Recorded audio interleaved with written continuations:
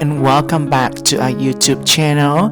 So in today's video, I'm going to talk about the railway system here in Vietnam, and also I want to share with you our experience of taking a train in Vietnam. So let's get into it. So right now I'm at the not the gas station, I'm sorry, the train station. The reason I say the gas station because in Vietnamese the train station called gare is almost like gare in French.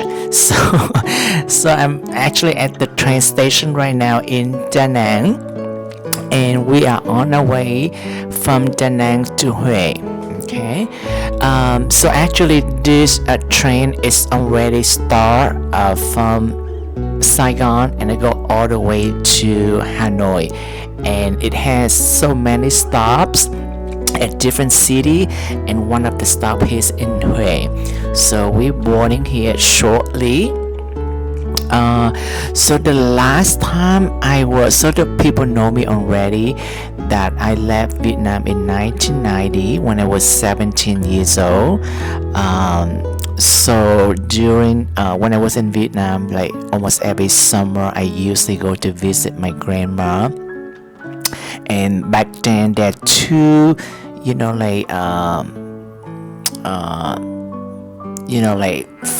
practical route to visit my grandma is either by bus or by train.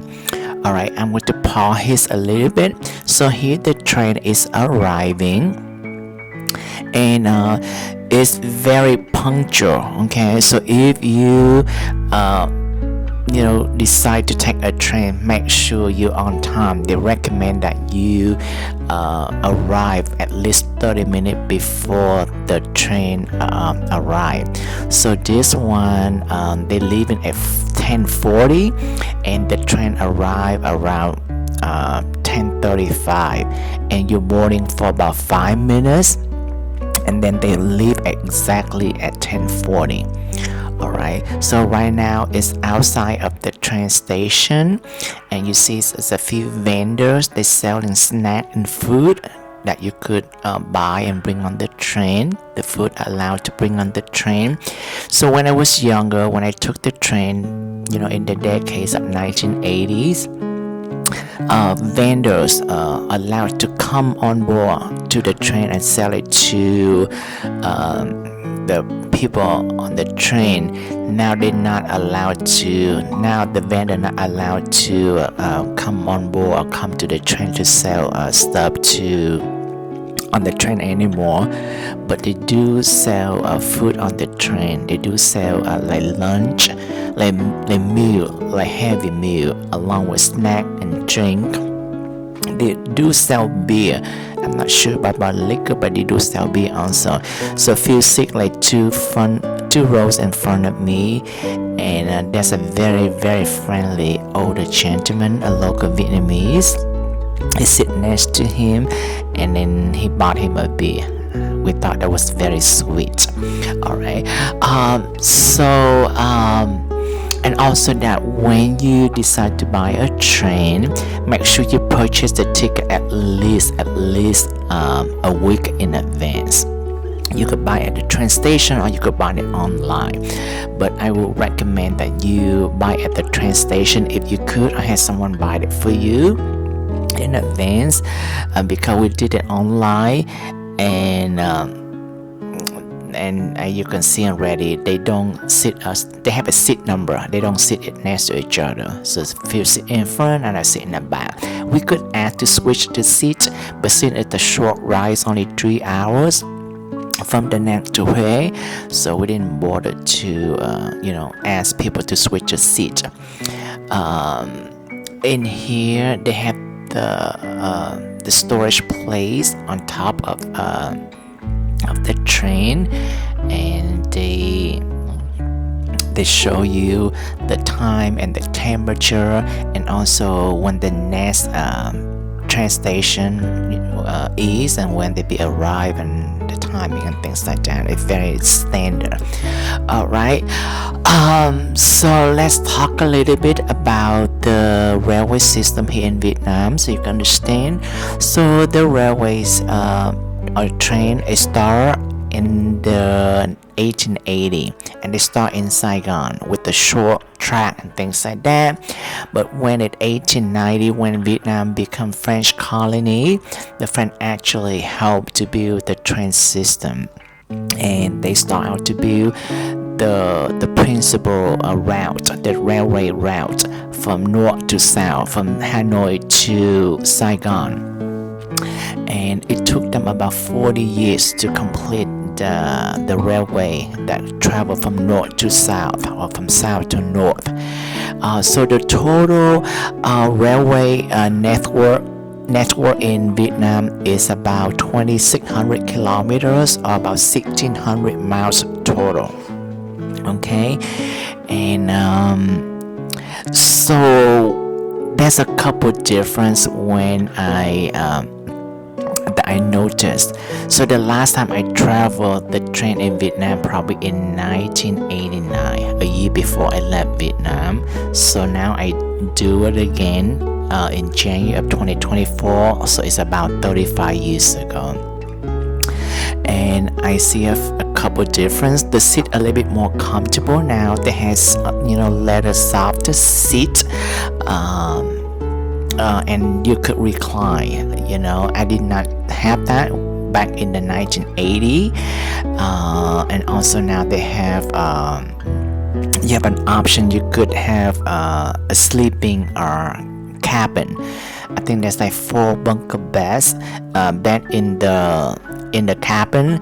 And the bad thing about that is that if you travel with 2 people, there's a chance that you have to share the cabin, the bed with a stranger. But if it's not too full, when you book the ticket, you could ask if you could have the cabin just for 2. I could see the train that next to us, through the window right there. That is the cabin with the bed. They're called first class. And also that that's one. The first thing I noticed is the seating. That's a little bit more comfortable, and they have the option for the first class with the bed cabin. And the outside, it does much difference. Maybe they get paint them again just a little bit, but not much different. And also I mentioned before, the vendor was allowed to come to the train to sell food and snack to you in the past, in the 1980 when I was here in Vietnam. Now they're not allowed to come to sell food for you, but actually the employees of the train enterprise, they sell the food, they make food and they sell food for you, and it's decent price and it's decent food. We did not have anything, but I seen the food, people eating next to me, and it look okay. All right, so the railway in Vietnam is operate and its own. It's a state-owned. It's a state-owned enterprise. Okay, and it's so the railway here is the technology is, I would consider, is below average or below fair compared to other countries that I have been traveled to. And it's a single track. Majority is a single track, not double track. When I say single track, meaning that they start both direction in one single track. With double tracks, right, you could do like each direction for each track. Okay, so if you see the clip before, I was sitting on the right side and I'm looking south, but the train actually going north, so it's a little bit awkward. And I'm sitting on the right side and I'm facing the mountain, so I just switch. I just move to the left side for a little bit to look at the ocean, the view which is on the left side right here. But still, once again, like I'm looking south, but the train is moving north because this is a single track. And also the railway gauge in Vietnam is called meter gauge. It's not standard gauge, and the difference is that the meter gauge, just like the name it suggests, is it's like a meter wide, so it's not good for high speed, I guess. But with the standard gauge, I think it's like 1.4, a little bit more than 1.4 meter wide, so it's easier for high speed railway. So they do not have high speed or like a bullet train here in Vietnam. So in 2010, there was a proposal to build the high-speed railway in Vietnam. However, it was rejected by the National Assembly due to its high cost.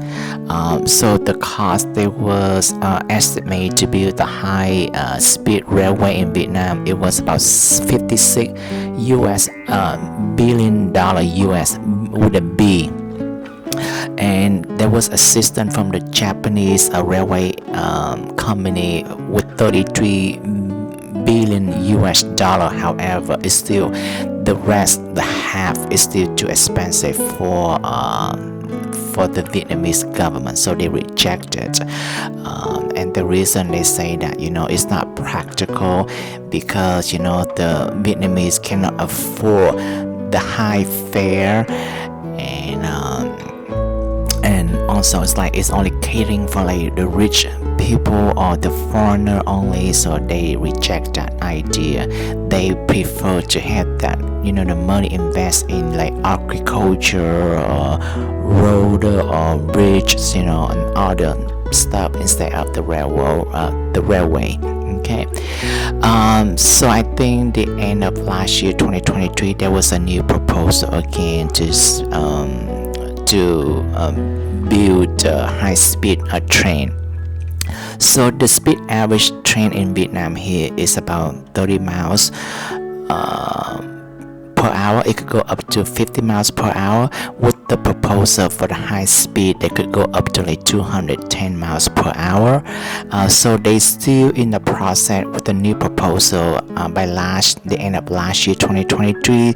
So we don't know what the outcome yet if they consider to do that. But if they consider to do that, they might complete probably by the year of 2050. Okay, so one the reason that we take a train from Da Nang to Hue is just to see the scenery. So one good thing I say about the train system here in Vietnam is that the beautiful scenery, and the two most beautiful scenery in the train. One of them is from Da Nang to Hue, that you pass the Hai Van Pass, the famous Hai Van Pass, right? The most beautiful coastal pass in the world that ranked by Top Gear, I think in 2008. And another one is very beautiful scenery if you're taken by train is from Hanoi to Lao Cai to Sapa. If you heard about Sapa already, you will see beautiful gorgeous mountains, and rice paddies and things like that too. So you see the scenery that I show you here on the train system here. Alright, so that is it. So do I recommend the train system in Vietnam? It is up to you. It's relatively safe. It's very cheap. So from Da Nang to Hue is only $5 per one way. For a sitting cabin, for a bed cabin, I think it's like $8 per bed. So it's not too. It's very very affordable. It relatively safe. It's not so smooth. It's not so loud neither. So it's okay. Not too shaky, but not too loud. But it's not smooth at all. So it's up to you, but if you want to see a scenery, I will recommend that you do the train. Alright, so that is it. I hope I will see you the next video. Thank you for watching. The next video I will talk about Hue because we're going to Hue right now. Alright, talk to you later. Bye bye.